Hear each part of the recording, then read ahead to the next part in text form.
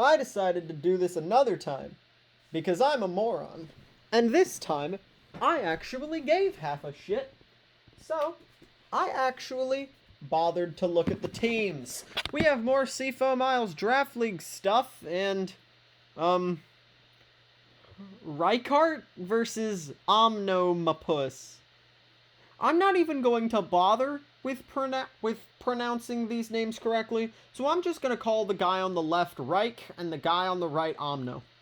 Because, well, fuck everything. From Reich's end, I do remember Z Any Tapu Koko, Z Attack Garchomp, and a Mega Charizard, I believe X. Let me double check that actually. I pulled the dock up. Which side is this? Okay, it's the side with the... Okay, it's Zard Y. Zard Y for Reich. This is actually a battle of the Mega Zards and of the Tornaduses, which is very interesting from here. And Omno, the other lad, he's rocking Zard X on the Mega, Z Attack Tornadus Therian, and Z Enya Azumarill. So we see both Z users, and Omno brought Zard X out to this game. So, yeah, essentially, we just have to really vibe with this.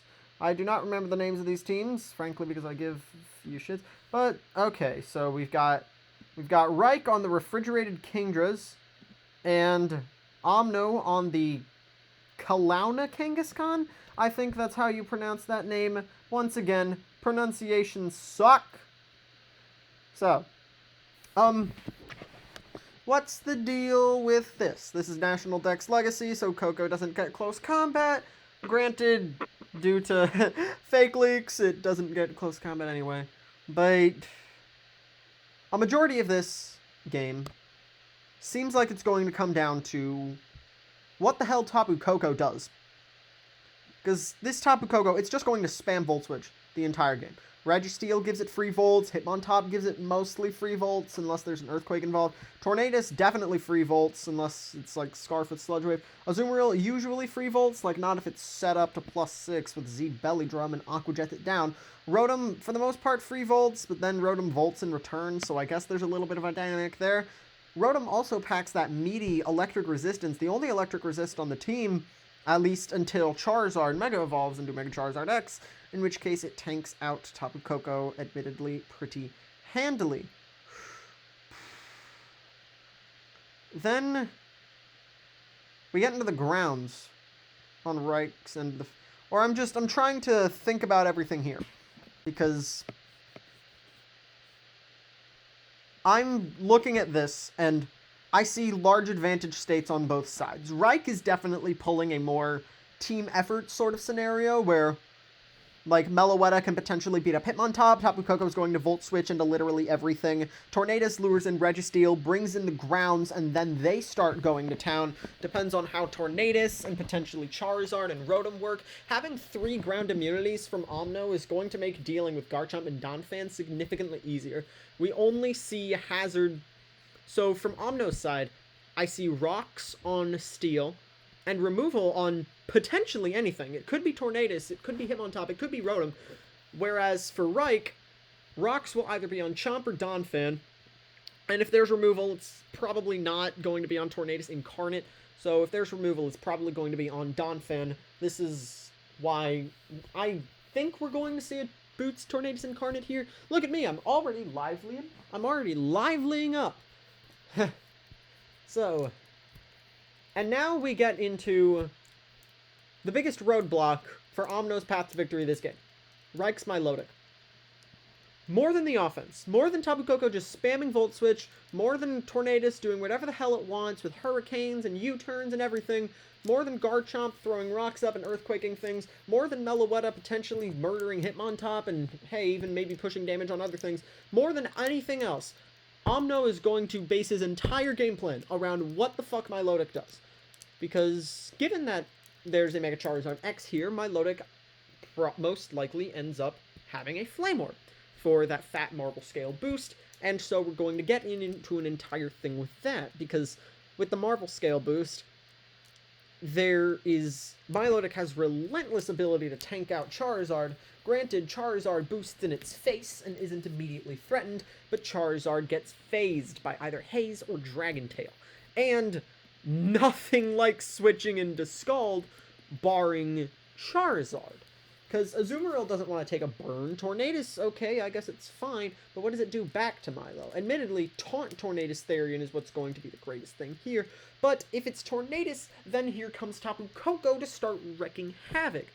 Registeel, that doesn't want to eat a burn. Rotom, if that thing's leftovers get cut off, the ability of it to check Tapu Koko later on in the game, severely limited. Top, definitely no, and I believe I've already gone over Steel.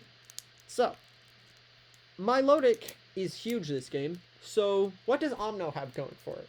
Well, Omno has a Mega Charizard X.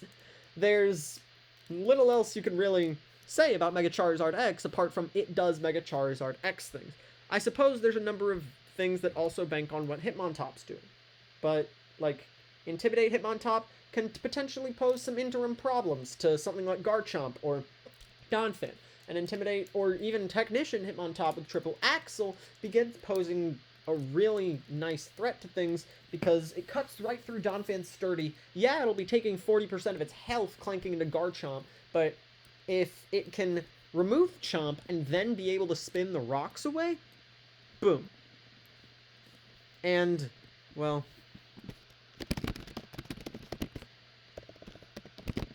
So, I've given them the all clear to just commence going on ahead. And I'm not going to move off this page again, sorry.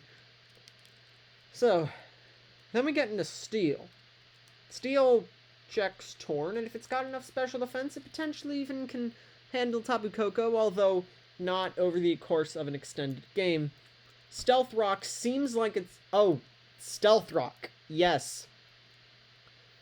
Omno probably brought more removal than Reich, because Reich only has one Rock Week to worry about. Omno's got two.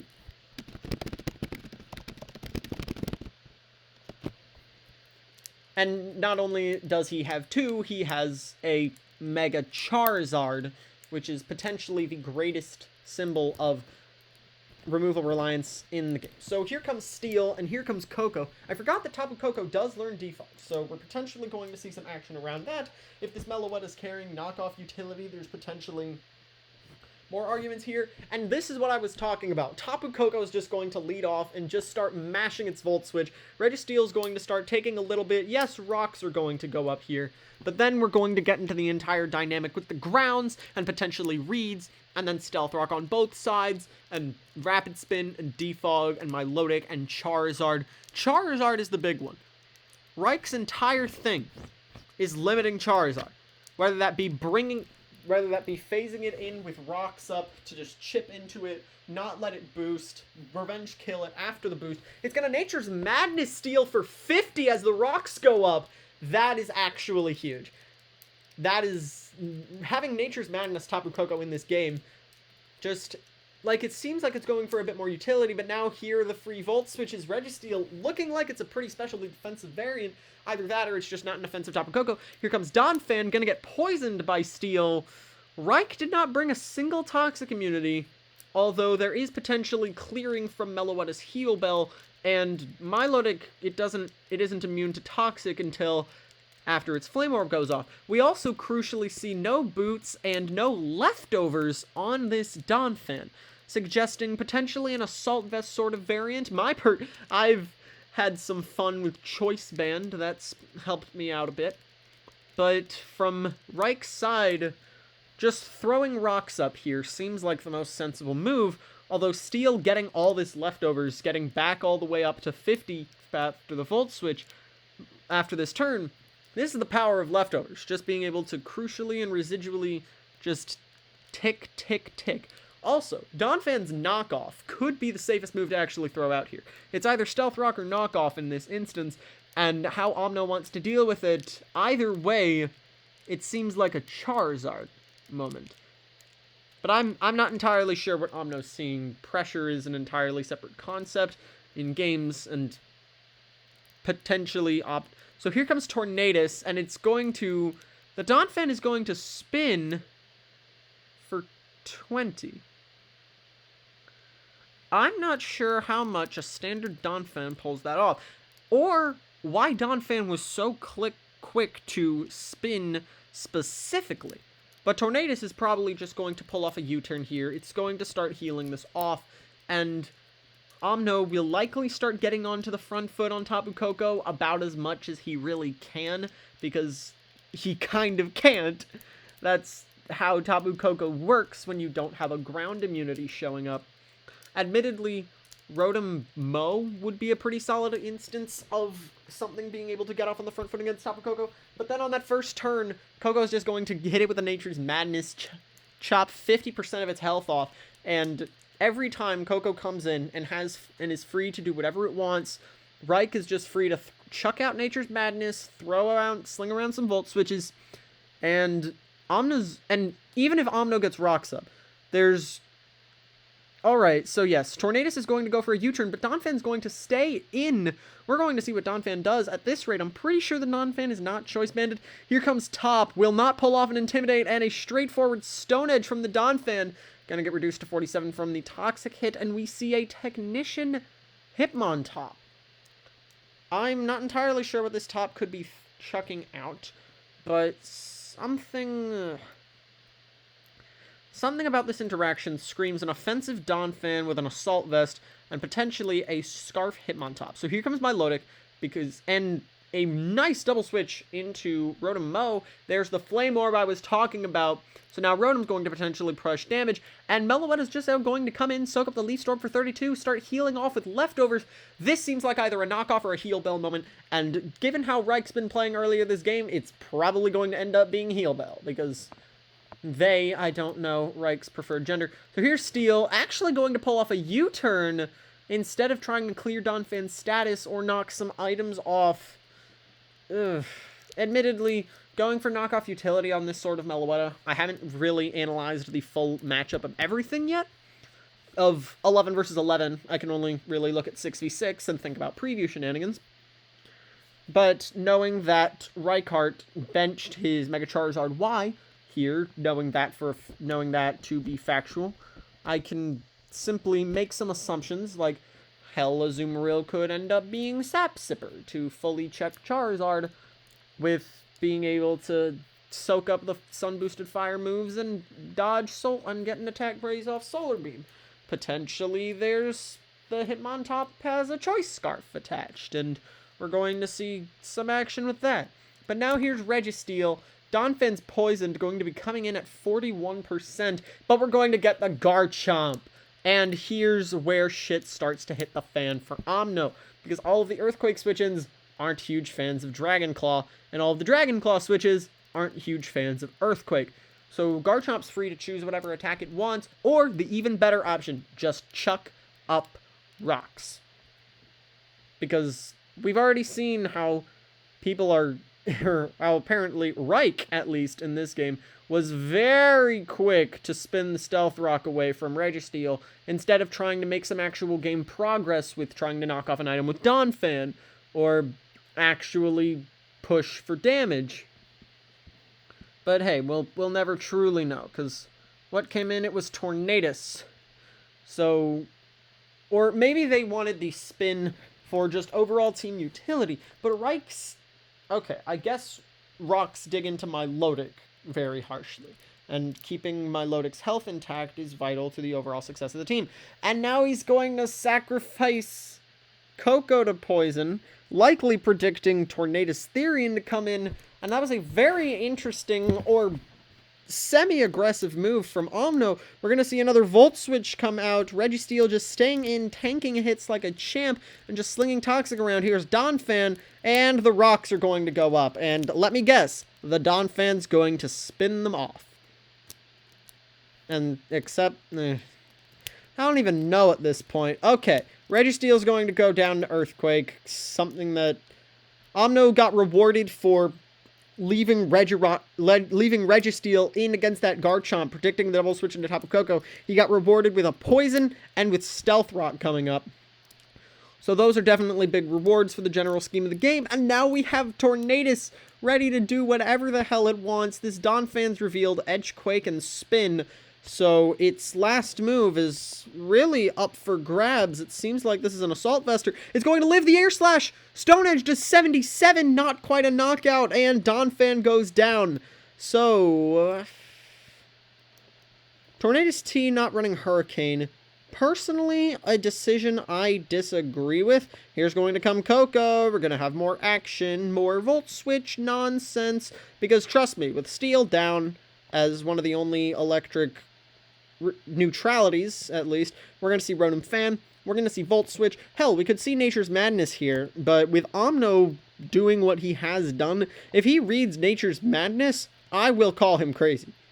Tornadus is a threat and a half from here. Knowing that this league plays a National Dex Legacy, Tornadus definitely can either Hidden Power Ice or, even if Hidden Power is banned, Icy Wind on the Garchomp, taunt my Milotic, just spam Air Slash, because Tapu Koko is going to eventually get worn down between Stealth Rock and its Toxic, and we don't know if it has Roost yet, although it likely does, but with Stealth Rock and Toxic inbound, all of Tornadus' hits are going to sting. It can heal up and help take more Earthquakes for Omno's team in full force.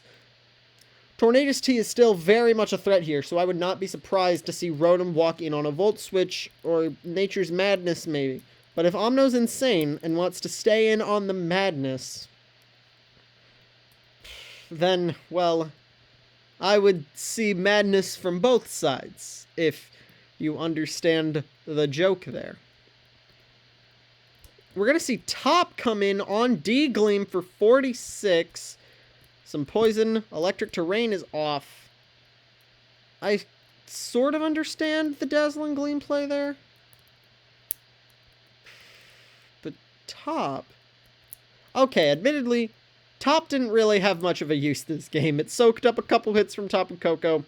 It got a double switch into someone... I do not remember who. It got a double switch into Rotom ready, so Rotom chucked a single Leaf Storm into Meloetta, who will gradually heal that off. It's currently at 74. And its value at this point is potentially having a priority move to damage Tapu Koko a little bit more before it goes down to the second Dazzling Gleam. Or even more potentially, Omno's going to keep this alive so that it could potentially Axle. The problem is Hitmontop is slower than everything here. Meloetta clocks in at 90, Milo at 81, and yes, Hitmontop is down. Base 70 speed, not doing it any favors there with Omno's removal of Donphan. So now it's a question of values at this point. Here's going to come Rotom, free of rocks, definite Volt Switch here. Either that or... So now it's another guessing game. Do we, from Omno's end, are we going to see a Volt Switch, or are we going to see it try to burn Garchomp? Because Will-O-Wisp is going to hit everything barring... Alright, it's going to be Meloetta, the switch in, and another Leaf Storm, which will whiff. I'm not quite sure how optimal Leaf Storm specifically is, as opposed to clicking a more utility-based move. We're still decently early in the game. Here comes Charizard, and it's going to get paralyzed. Honestly, that is debilitating as fuck. That is extremely unpromising for Omno's case here. Admittedly, I would have liked to see Rotom come in with a burn, sling a burn on Meloetta, and then try to make some progress with potentially a Volt Switch, because Rotom Mo, at least the bulkier sets, are slower. Here comes Milotic, gonna get chipped by rocks. Charizard pops the Mega Evolution, gonna Dragon Claw for 42 on a critical hit. And here comes Rotom on a forced recover, and we're going to see some more shenanigans. So now it's another whole thing. Volt Switch, recover. I don't know exact sets, but if I see damage on something, I can probably make some inferences. Or if we see damage on something, we can probably make some inferences. But this thing has thrown out 2 Leaf Storms. It's clanked into Meloetta once for 34. Here's Meloetta again, gonna get chipped by more rocks, and it will trick its Choice Scarf away. That fully explains why he didn't go for a burn. Choice Scarf Rotom Mow. I'm not sure how much I really agree with that, considering it was the only electric resist. Or now there's a Charizard, but that's paralyzed. Meloetta is going to be locked into the Choice Scarf, as Rotom will be getting recovery now. And now Meloetta has a choice to make, because it will be faster than Rotom. If it wants to pull the U-turn off, Rotom can really do whatever it wants. What is Rotom's 4th move? Because it's definitely going to have Volt Switch. Psychic for 60, very offensive Rotom, and could actually be a decently offensive Meloetta. But who knows in this instance. Meloetta's got pretty beefy special attack, and when uninvested, Rotom forms are bulky, but not exactly that bulky. Volt Switch for 21 going to come out, and here's Tornadus T. I talked earlier about Tornadus T being a big threat, but at this health range, 56, I'm not sure how it takes a Psychic. It probably does take a Psychic, and potentially does some very nice damage back with U-turn. Or it's going to be faster than Scarf Meloetta, and Mega Charizard X is going to be brought in. Psychic for 55, unnecessary special defense drop. And Charizard looks like it's going to get Psychicked down here, as Tornadus is likely going to come back, force another U-turn, and Omno's going to try to mount this 3v4 comeback. So, Tornadus is going to be at full health. Everything, barring Rotom, is at full health, but if Rotom comes in, it's going to get some leftovers. It's going to be at 46. If Azu comes in, it's going to be Rotom. Okay. So we've got Rotom. We got Rotom at 47. What now? Are we going to see Chomp? Are we going to see Tornadus? Those are really the only 2 moves that really make sense. But with Chomp, it's going to be, okay, probably going to set up Dragon Claw. Probably going to go for a Dragon Claw or an Outrage this turn, or potentially try to read Azumarill with Earthquake, Poison Jab. Probably not. Okay, admittedly, if the Garchomp has Poison Jab, then that's very nice coverage compression. Garchomp does not have to be literate in that instance. It doesn't really have to make a read. It just has to press a button. And with Rotom now shown to be leftovers, it also depends on what kind of Garchomp it is. Because if it's a Swords Dancer, then it probably doesn't have P-Jab. It's probably going to end up tacking on Stone Edge for Tornadus. But if we see a Scarf Chomp, which makes a lot of sense, or we're going to see a Boots Tornadus Incarnate. I went over all the Garchomp possibilities. Didn't get to the Tornadus possibilities. Omno's going to bring out his own Tornadus Hurricane for 60%. Very offensive Pokemon from both sides, not exactly taking hits very well. I say that, and then I look at my screen and I see my Milotic and Registeel here, and I curse myself. So, I understand the move of letting... I mean, Tornadus Therian is faster than Tornadus Incarnate. Our Incarnate's going to pull off a Tailwind! Oh my gosh. And it's going to whiff the second Cane. We're going to see an Air Slash. Will Affogato... It will not miss the second Hurricane. Tornadus Therian's going to go down. 1 turn left of Tailwind. Here's Azumarill. And, oh shit, is my first thought. If this Tornadus has Taunt, the game might be over. But if this Tornadus just wants to go ahead and straight up Hurricane, Azumarill will start getting up a Z Belly Drum. And, Milotic could be dead. Garchomp could be dead. Koko will definitely be dead. And Tornadus will definitely be dead. Or, it also depends on what Tornadus does with its final turn of life.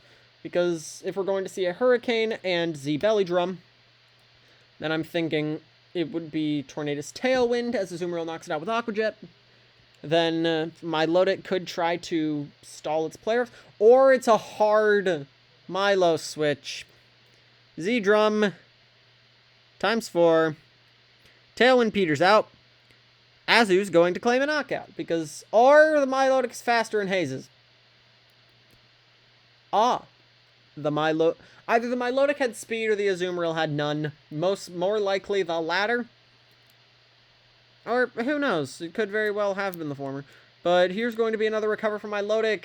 And Rotom's Leaf Storm will do damage, but it won't do very much damage. I mean, Rotom's Volt Switch could potentially do something. Go back into Azumarill. Azumarill's chilling at 51, but that means it can't drum again. Azumarill being slower than Milotic really hurts. It really, really hurts there. Here's Garchomp on the Leaf Storm because Omno has not Volt Switched all day. Chomp's in range of a second Storm here. Or it's going to be a double to Azumarill on the Poison Jab for 41. I forgot that the Garchomp is not exactly... Alright. So, gonna die to Rough Skin. Here's another Poison Jab. The Garchomp is actually faster because I'm a moron. And another Poison Jab. And that's a 4-0 victory for Reich. So, final thoughts. Registeel was not supposed to hard carry that early game. Azumarill being slower than Milotic was probably the point Omno lost.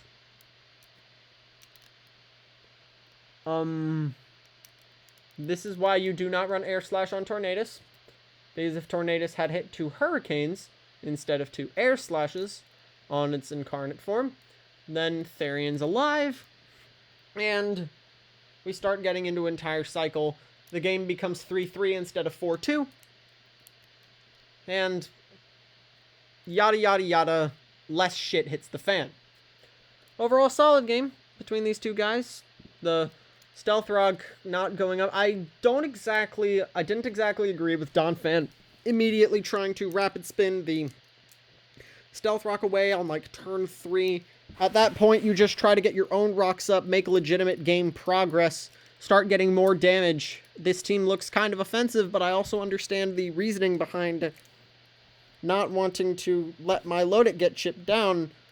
But at that point, when you see your opponent has a Mega Charizard, you value your Stealth Rock infinitely more than they value theirs.